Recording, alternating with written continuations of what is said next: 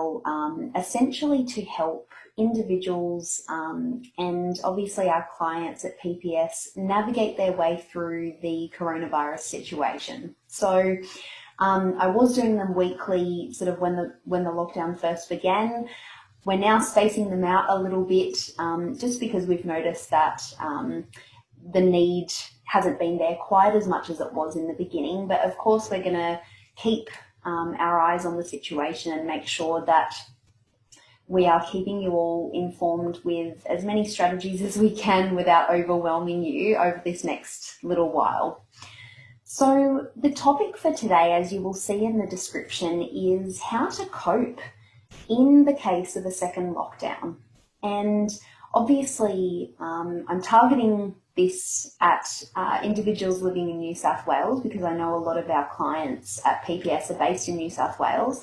I'm actually based in Victoria, so we are currently dealing with sort of further restrictions and a lockdown at the moment. So I'm sort of in the thick of it right now, and I know a lot of people in New South Wales are concerned about the same thing happening. So what I thought might be helpful today is to really talk through some basic strategies that both individuals and businesses can implement in the case of a second lockdown. So sometimes having a bit of a game plan can help you to feel a little bit less anxious about the situation and help you to feel a little bit more prepared so that you can tackle it head on, as I know a lot of you will be able to.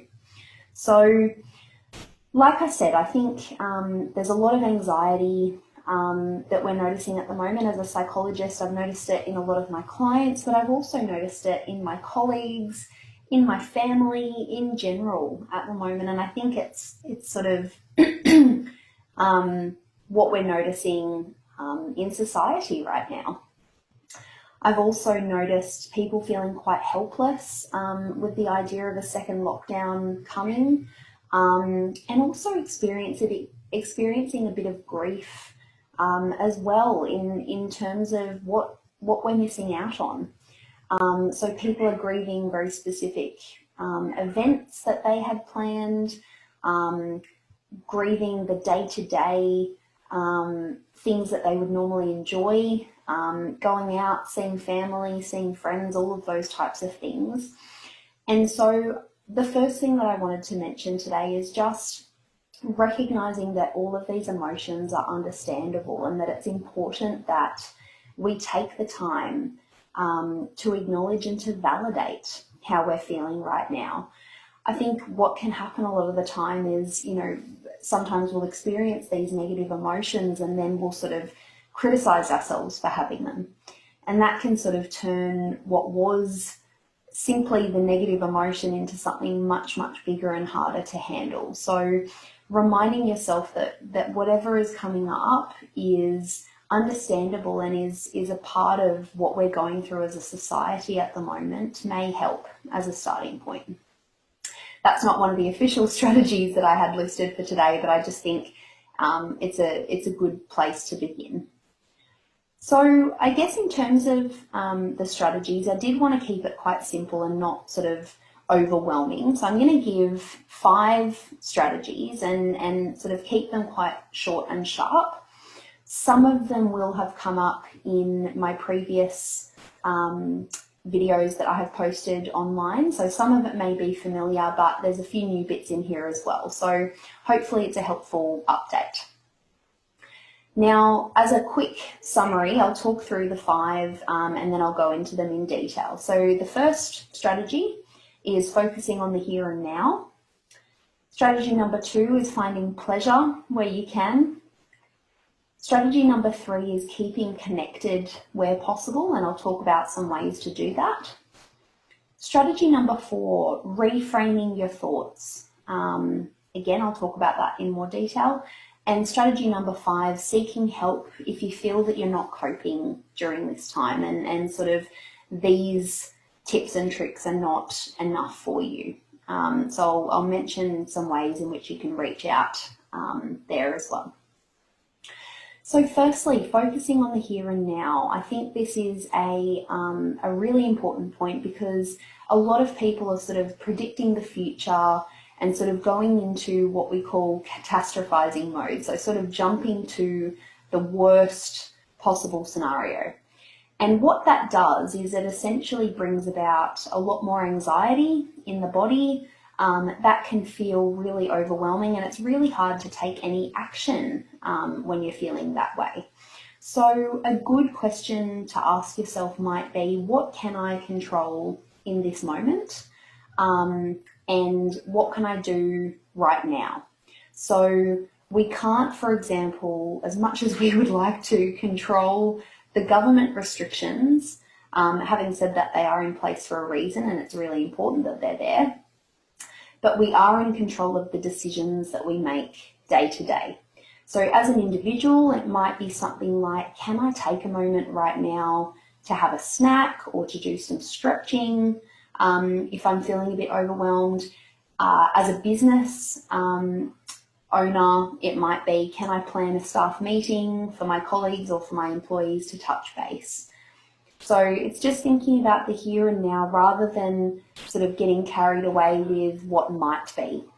And hopefully that will mean that your anxiety levels come down to something that's a bit more manageable and you can take action. Strategy number 2, like I said, is finding pleasure where you can. And I think as an individual, asking yourself something like, can I set aside some time for a walk or a game? A lot of people are getting into craft at the moment, whatever it is, adding some pleasure into your day. Now, if you feel like it's too overwhelming to do something really structured, that is okay. You can simply read a book, you can watch TV, something that just gives your mind a break.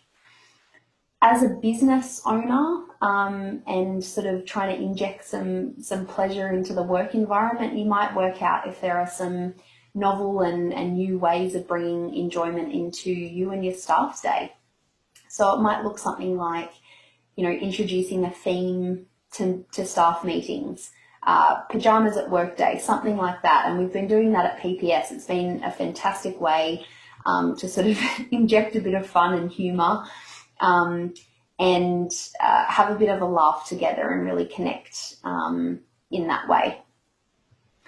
Which brings me to my third point, connection. Now, I think this is something interesting that we've seen over the past lockdown, is that a lot of people are sort of saying, well, I'm spending my day on the computer and looking at a screen, so the last thing that I want to do of an evening is Skype with my family or spend any more time using a device. And that is completely understandable. Your eyes need a rest at some point.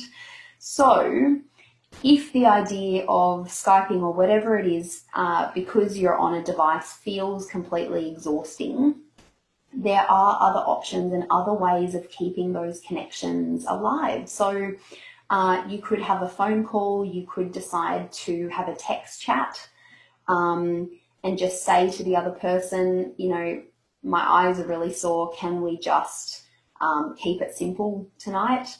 There are also sort of new ways of connecting with others where, you're doing something fun together. So again, it's online and I guess it involves more screens. But if you're feeling like you just don't have much energy left to have a conversation, you could play an online game together. You could screen share and watch a movie together, something like that.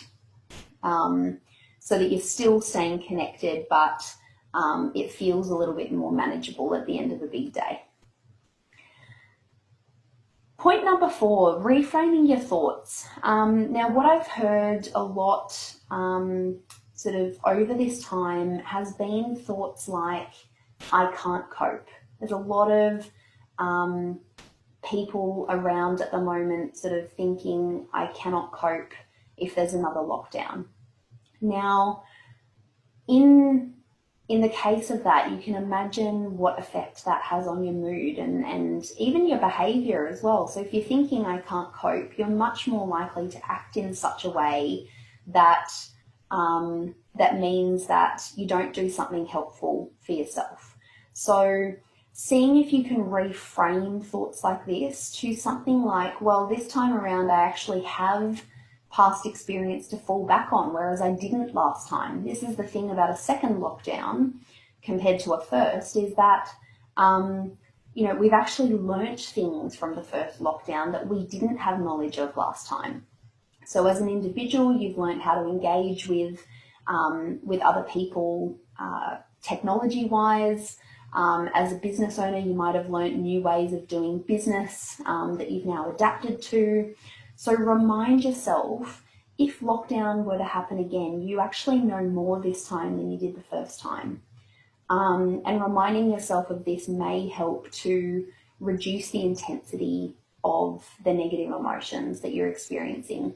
And in terms of the behaviour side, it might mean that because you're feeling less overwhelmed, you're more able to take helpful action for yourself or for your business, in the case of a business owner. And this brings me to point number 5, which is seeking help if you're not coping. Now, I am a strong advocate for reaching out when you feel that your resources, your coping resources, are really low.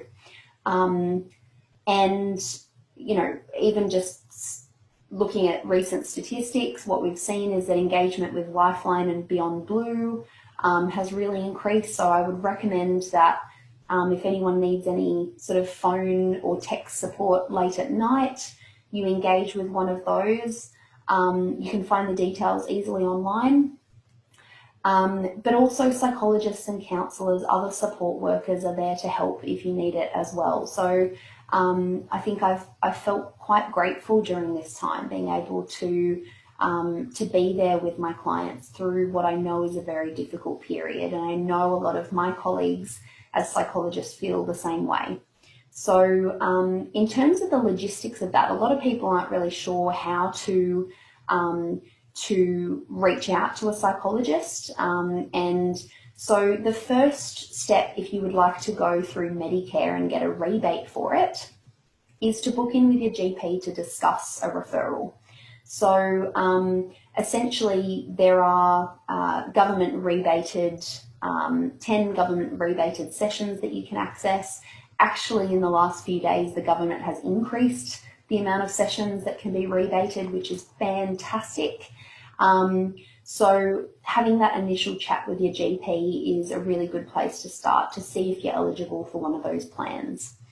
Private health is also another option. It might be included under your cover to get rebates from private health to see a psych, in which case you don't need a mental health care plan. You can just go in person and sort of sort that connection out yourself. If anybody has any questions about connecting with a psychologist or any concerns there, please feel free to reach out to us. Private message us. It's confidential, and we can work it out to support you. I've just thought as well that if you're a business owner and it is feasible financially for you, it might be a time to also consider an employee assistance program. I've done a previous video talking about EAPs and sort of the ins and outs of those. So feel free to check that out. That might give you a little bit more information, but one of those might be helpful to support your employees with their mental health during this time. So if it is feasible, it is an option that you could consider to make sure that your team is supported. But otherwise, reach out to us at PPS as well. Obviously, we are here to support a range of your people needs. A lot of that is on the HR side, but obviously I'm here to provide support on the psychology side with, finding connections. So please don't hesitate to reach out. As we have said many times before, the initial chat with us is obligation free. So it may just involve a quick discussion and then you'll be off, ready to go, and you've got a plan. So reach out if you need to. I'm just going to do a quick summary of the strategies, just to sum up the points that I've made. So some things that may help when coping in the case of a second lockdown are: number one, focusing on the here and now. Number two, finding pleasure where you can. Number three, keeping connected with others. A number of ways to do that. Number four, reframing your thoughts. And number five, seeking help if you're not coping. So sending all my best to our clients, colleagues, followers, everybody who is engaging with this. It is a tough time, but we can get through it, and just reach out if ever there's anything that you need. Take care, everybody, and I will see you for the next video in a few weeks' time.